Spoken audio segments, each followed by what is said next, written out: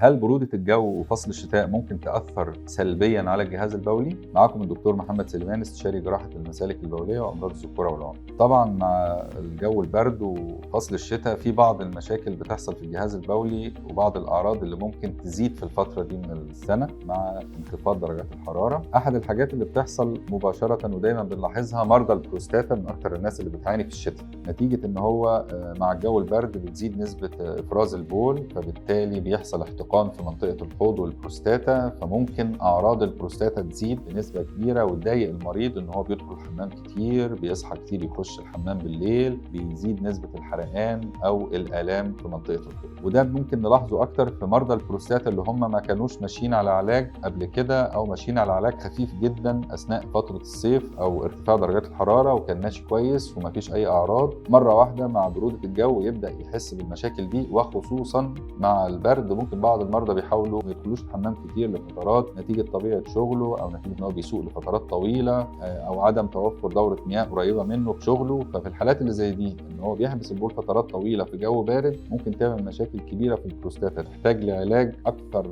قوة. وبعض المرضى لا قدر الله يعني بيوصلوا إنه ممكن يحصل لهم احتباس بولي أثناء فترة الشتاء من تضخم البروستاتا. من مشاكل الجهاز البولي اللي ممكن تزيد برضه في الشتاء مشاكل السلس البولي والتبول اللا إرادي، نتيجة طبعا إن زيادة إفراز البول بتزود مشكلة السلس البولي سواء في الأطفال أو في السيدات أو في الرجال في جميع الأعمار. موضوع التبول اللا إرادي برضه بيزيد في الأطفال في الشتاء نتيجة برودة الجو بتزود إفراز البول، وممكن إفراز البول يزيد بالليل أكتر شوية، فممكن نسبة السلس البولي أو شكوى السلس البولي أو التبول اللا إرادي تزيد في الشتاء. استنونا في فيديوهات كتير نتكلم فيها عن مشاكل الجهاز البولي في عيادة الدكتور محمد سليمان.